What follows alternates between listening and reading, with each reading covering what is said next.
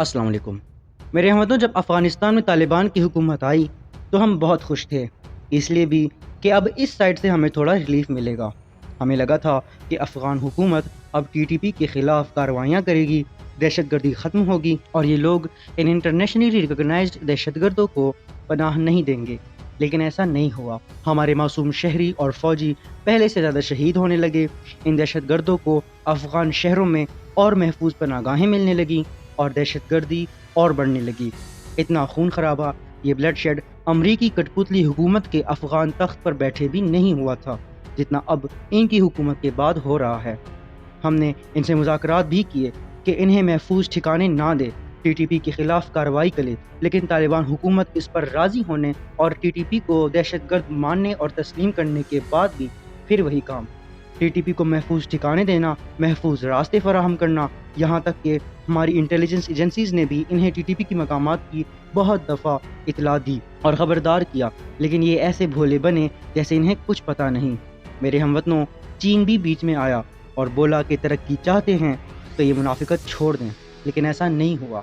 फिर उसके बाद पाकिस्तान ने अपनी पॉलिसी में तब्दीली शुरू कर दी और अफ़गानिस्तान में घुसकर सरहद के करीबी टीटीपी की पनाहगाहों को टारगेट करना शुरू कर दिया।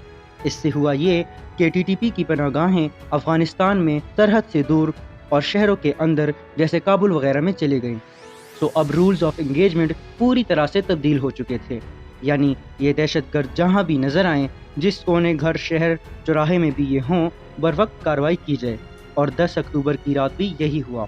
ISI ने इतला दी कि टीटीपी का सिपह सालार मुफ्ती नूर वली महसूद इस वक्त काबुल की अपनी गाड़ी में सैर कर रहा है।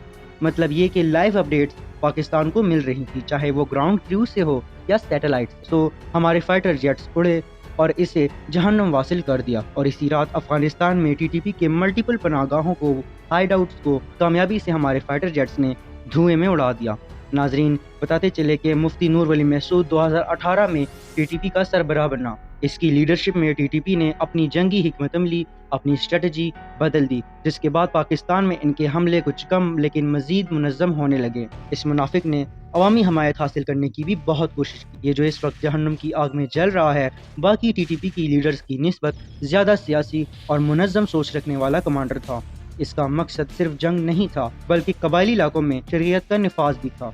इसने अपनी पॉलिसीज़ में ये बातें कही हैं कि अवाम पर इनके हमले कुछ कम और फौजी टारगेट्स पर इन्हें ज़्यादा फोकस करना चाहिए और तंजीम को नज़रियाती और सियासी तौर पर मजबूत करना चाहिए। मेरे हमवतनों, देखा जाए तो ये इसमें कामयाब भी रहा, क्योंकि पाकिस्तान में ऐसे जाहिलों की कोई कमी नहीं है जो शरीयत के नाम पर बहुत जल्दी कन्वेंस हो जाते हैं। कुछ गंदे अंडे तो पाक फौज पर भौंकना और इंडियन बैग्ड दहशतगर्द तंजीमों के अराकीन के लिए बहुत हमदर्दी भी दिखाते हैं। अर्ज ये करनी थी कि हर दाढ़ी रखने वाला मुफ्ती नहीं होता।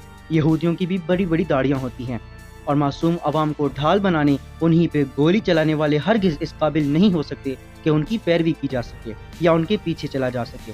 नूर वली ने पाकिस्तान के खिलाफ प्रोपेगेंडा के लिए सोशल मीडिया टीम्स तश्कील दे रखी हैं। मेरे हमवतनों, आप देखते हैं कि कैसे जब भी पाक फौज दहशतगर्दों को जहन्नुम वासिल करती है, सोशल मीडिया पर इनकी चीखें पहले से आने लगती है। और अब जब ये अंजाम को पहुंचा है, बहुत से लोग इसे डिफेंड कर रहे हैं।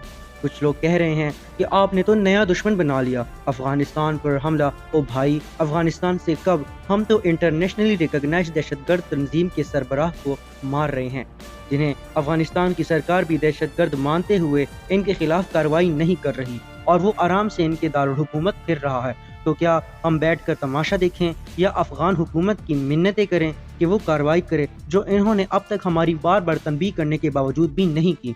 नूर वली के बारे में जिसे हमदर्दी है, वो ज़रा इस खंजीर की अपनी लिखी हुई किताब पढ़े, जिसमें इसने अपनी पाकिस्तान के खिलाफ कार्रवाइयों का बताया है और बताया कि कैसे 2007 में टीटीपी के बन जाने के बाद इसने पाकिस्तान के खिलाफ कार्रवाइयाँ शुरू कर दी।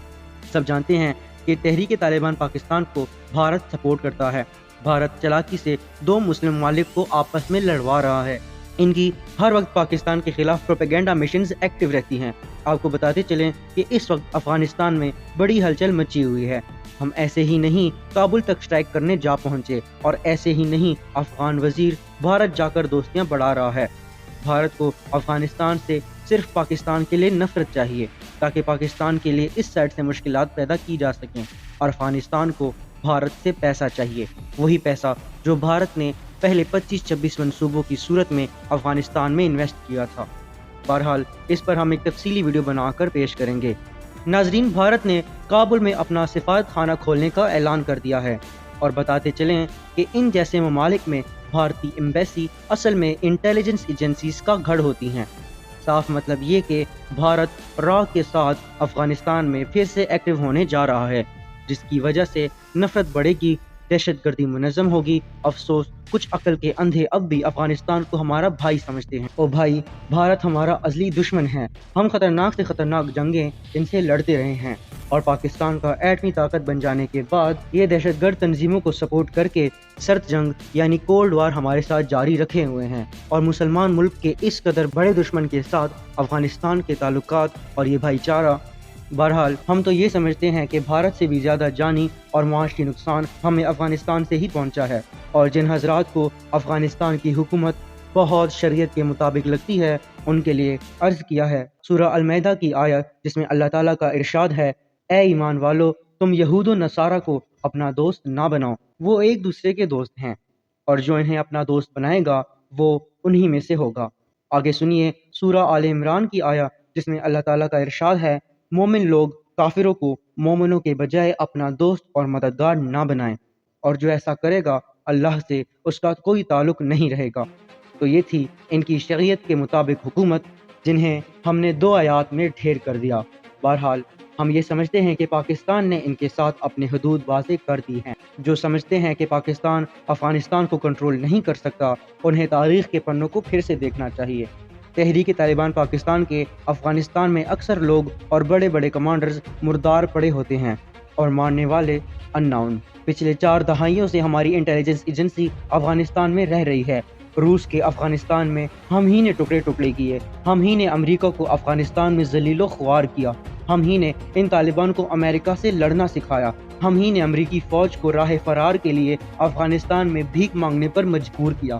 جب ہزاروں لاکھوں ڈالرز کا بم امریکی جنگی جہاز سے چند پیسوں سے تیار کردہ خالی ٹینٹ پر گرتا تھا، اس کے پیچھے بھی ہماری ISI ہوتی تھی، جو انہیں خبردار کرتی تھی کہ اگلا حملہ یہاں ہوگا اور یہ جگہ خالی کریں۔ ہماری مسلم برادر ملک کے لیے اس قدر خدمات اور اس قدر مدد کے باوجود اگر آج یہ بھارت کے ساتھ دوستیاں بڑھا رہے ہیں تو میرے ہم وطنوں ایکسٹریم ورڈز کے لیے معافی چاہتے ہیں، لیکن آپ کو نمک حرام کا مطلب سمجھ آ گیا ہوگا۔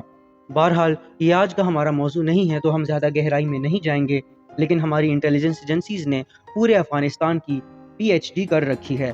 افغانستان میں سب ISI کے کردار کو جانتے ہیں۔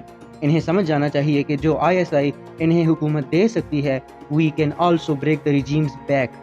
ISI کا اثر و رسوخ بہت زیادہ ہے، انڈیا کو میدان میں لا کر ٹیبلز ٹرن نہیں ہو سکتے۔ بہرحال آپ کی رائے کیا ہے، ہم کمنٹس میں ضرور جاننا چاہیں گے۔ آج کے لیے بس اتنا ہی، اللہ حافظ۔